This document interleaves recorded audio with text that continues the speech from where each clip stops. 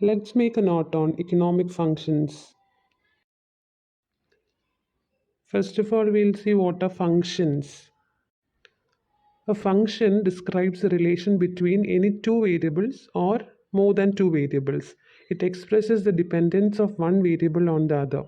Thus, if the value of a variable y depends on another variable x, we can write it as y is equal to f of x.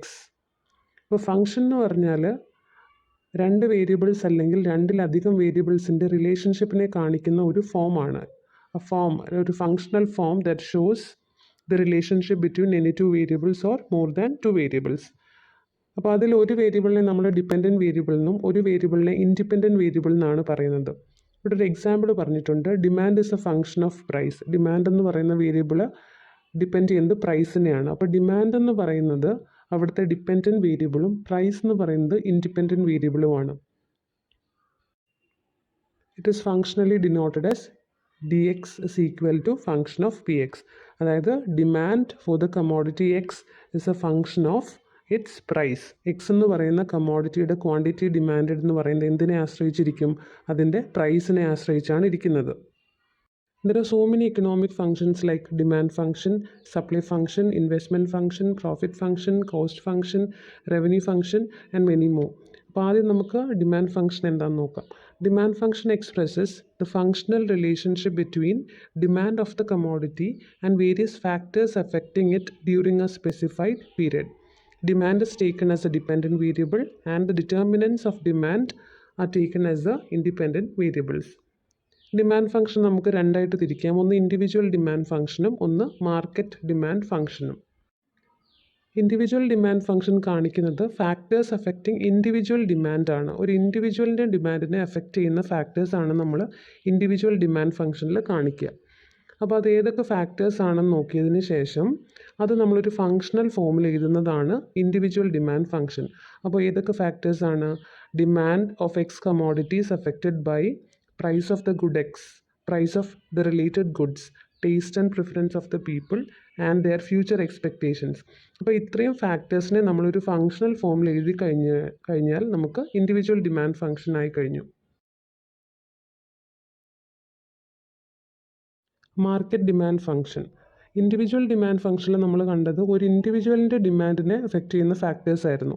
അപ്പോൾ market demand ഫംഗ്ഷനിൽ കാണിക്കുന്നത് total demand for a specified commodity made by all the consumers present in the market and various factors affecting that demand. അല്ലെങ്കിൽ നമുക്ക് ഇങ്ങനെ പറയാം, it explains the factors which influence the market demand. Market ഡിമാൻഡിനെ effect ചെയ്യുന്ന ഫാക്ടേഴ്സാണ് നമ്മൾ market demand ഫംഗ്ഷനിൽ കാണിക്കുക. അപ്പോൾ ഈ ഫാക്ടേഴ്സ് ഏതൊക്കെയാണെന്ന് ആദ്യം ലിസ്റ്റ് ഔട്ട് ചെയ്യുക. ഏതൊക്കെ ഫാക്ടേഴ്സാണ്? Price of the commodity X, price of its related commodities, taste and preference of the people, future expectations, size of the population, distribution of income and government tax policy. ഇത്രയും ഫാക്ടേഴ്സാണ് market ഡിമാൻഡിനെ effect ചെയ്യുന്നത്. ഇനി ഇതിനെല്ലാം കൂടി നമ്മളൊരു functional ഫോമിൽ എഴുതി കഴിഞ്ഞാൽ നമുക്ക് മാർക്കറ്റ് ഡിമാൻഡ് ഫംഗ്ഷൻ ആകും. Linear demand function. Before that you should know what is a linear demand curve.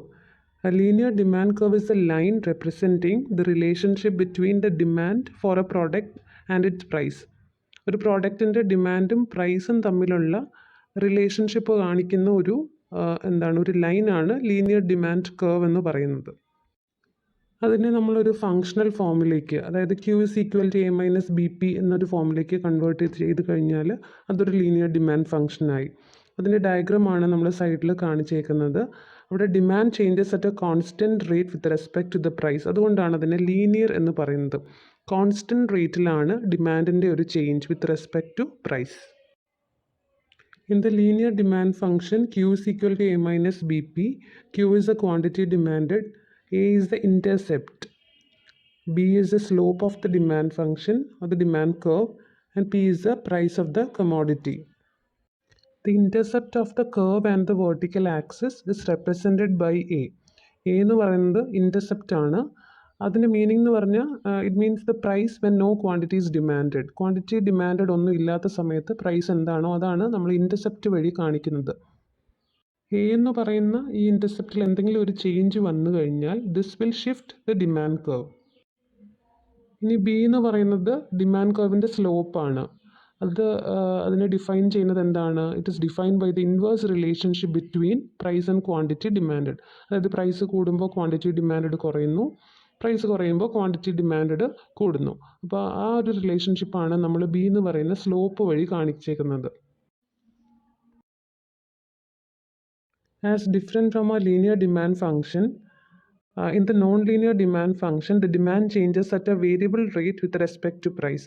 അതുപോലെ നമ്മൾ ലീനിയർ ഡിമാൻഡ് ഫംഗ്ഷനെ ഗ്രാഫ് ചെയ്യുമ്പോൾ നമുക്കൊരു സ്ട്രെയിറ്റ് ലൈനാണ് കിട്ടുന്നതെങ്കിൽ ഇവിടെ നോൺ ലീനിയറിൻ്റെ കേസിൽ നമ്മൾ അതിനെ ഗ്രാഫ് ചെയ്യുമ്പോൾ നമുക്കൊരു കേർവാണ് കിട്ടുക.